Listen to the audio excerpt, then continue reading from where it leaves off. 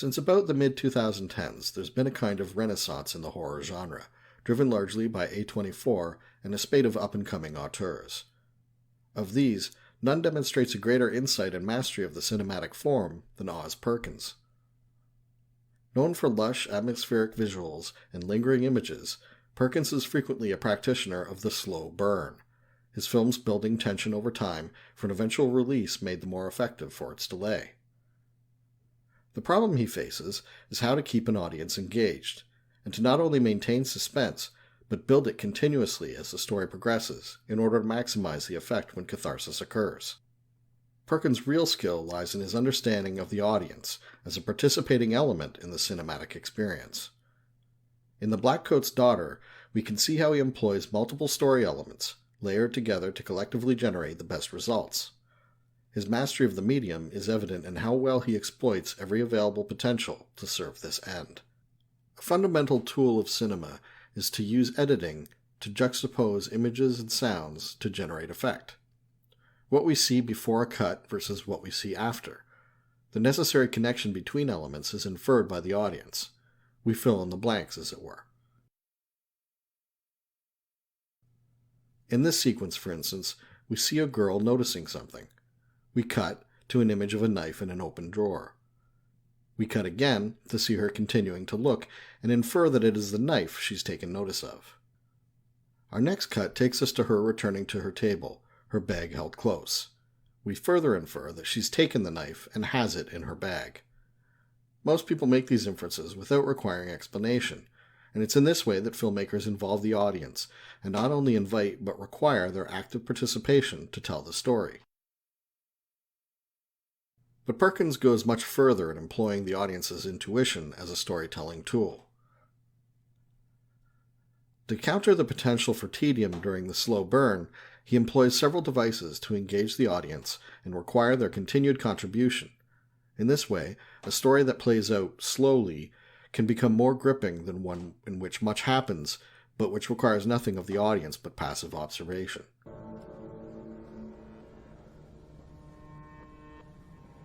She's fine. He makes frequent use of parallelism to both encourage and frustrate comparisons between characters and situations. Dear Lord, thank you for this meal that you have placed in front of us on this night. Dramatic irony is a storytelling device in which the audience is aware of facts unknown to the characters. Especially in horror, this lack of knowledge often represents danger to the characters, and as such, our viewpoint allows us to anticipate the danger where they do not.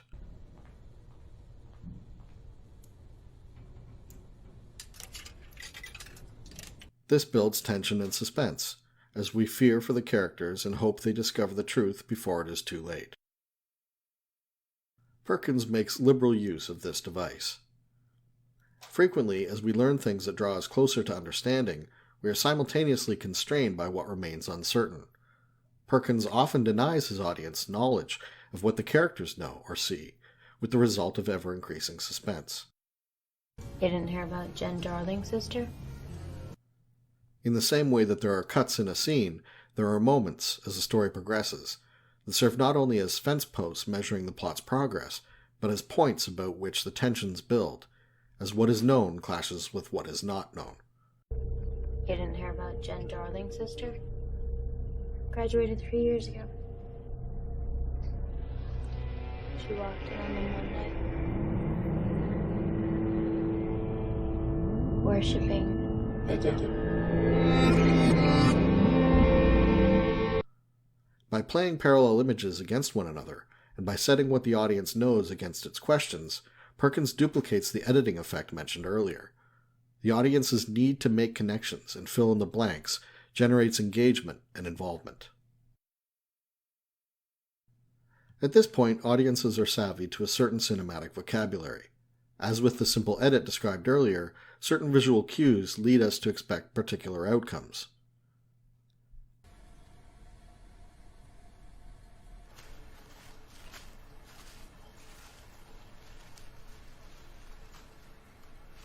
A scene like this, where a character moves through a space of which neither they nor we have good visual access, tension builds.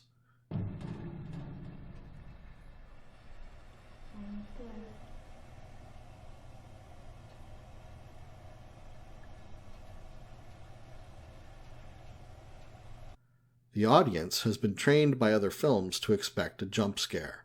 Something will pop up, the music will blare loudly, and we'll all spasm in our seats, full of resentment that we are unable to brace ourselves successfully against the jump we knew was coming. Tension is released, and there's a kind of physiological catharsis. But here, director Oz Perkins demonstrates his mastery of the form. Instead of a jump scare, he gives us an abrupt cut. It's somewhat jarring, but it doesn't provide the release that we usually expect.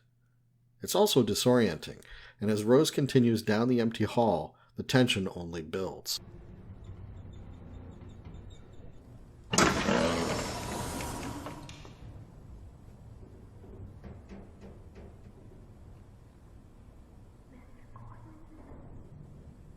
She's searching for she does not know what, and fears something not good.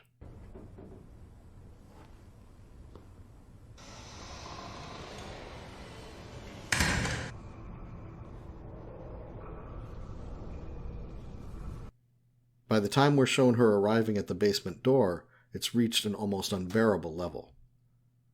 When we finally see what Rose is troubled by, it's an obscured view. It appears to be Kat kowtowing unnaturally before a furnace. With a sudden cut to black, rather than blaring sounds and some creature leaping out at our protagonist, our expectations are somewhat frustrated. We're left unsettled, but with no catharsis.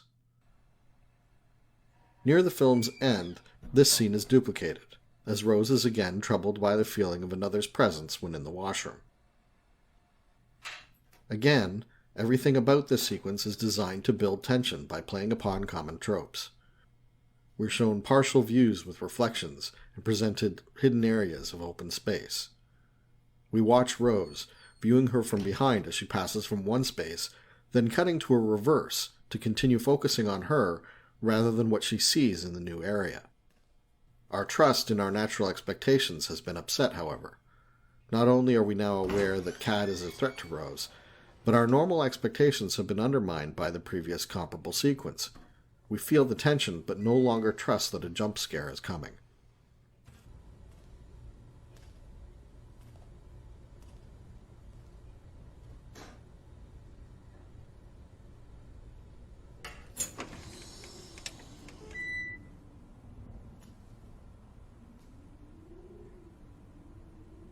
When she enters the stairwell, we are slowly shown only a glimpse of what she sees. Her terror is given an outlet, but ours is not, and in the whirlwind of confusion, Kat is suddenly upon her. The killing is perfunctory. There's no scream, there's no resistance, just the stabbing, and then it's over. And in place of a physical jolt, an audience is filled with horror at the sight of Kat's unseemly grin. The wrongness of it, not just in a literal sense, but as a violation of what we've come to expect a movie to deliver, provides a deeper effect than most genre films ever achieve. Oz Perkins understands where true horror lies. We have a partial catharsis in that we finally receive the jump scare we'd been expecting, but it's undercut by a new tension, our need to reconcile what we know with what we don't. What is going on? Why is Kat doing this? Without that knowledge, our catharsis is incomplete. Withholding information is Perkins' preferred method of building suspense, and when integrated with equal measures of dramatic irony, the result is a kind of perpetual anxiety that is part frustration and part anticipation for the reveals. And I think this is why, for some viewers, the frustration of viewing the Blackcoat's daughter outweighs the enjoyment. Perkins toys with us, generating anxiety and refusing to provide relief all at once. For full catharsis, we need full disclosure, and it's only at the film's end that we'll finally understand. We are never told that Joan is Kat. We understand it only when all the pieces fall into place, but the guesswork along the way keeps us continually engaged, and the audience participates more than usual in the experience of watching a movie that is ostensibly uneventful.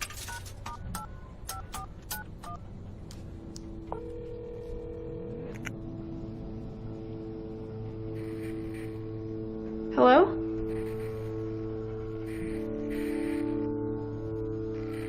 Mommy? Perkins doesn't allow the pacing to become a bore. Instead, it serves the steady build-up of suspense and the ultimate payoff when we finally come to a full understanding at the story's end.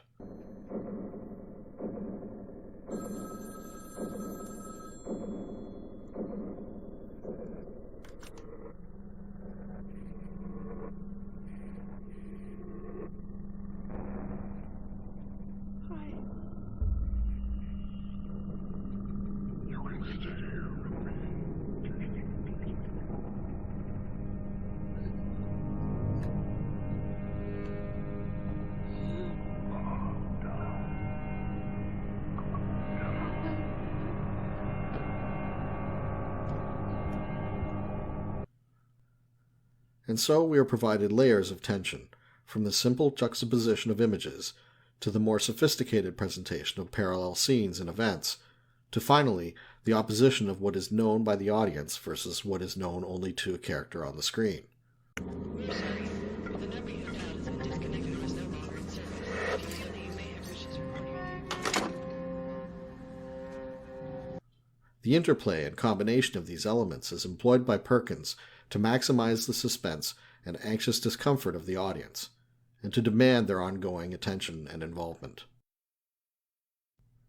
This is what makes The Blackcoat's Daughter so effective, and such a remarkable cinematic achievement. A perfect marriage of writing, editing, and cinematography made possible by a director of true vision.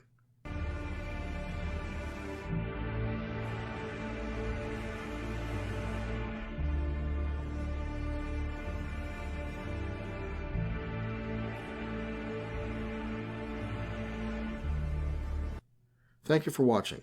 Please click to watch Part 2, in which I discuss the story of The Blackcoat's Daughter with some of these concepts in mind.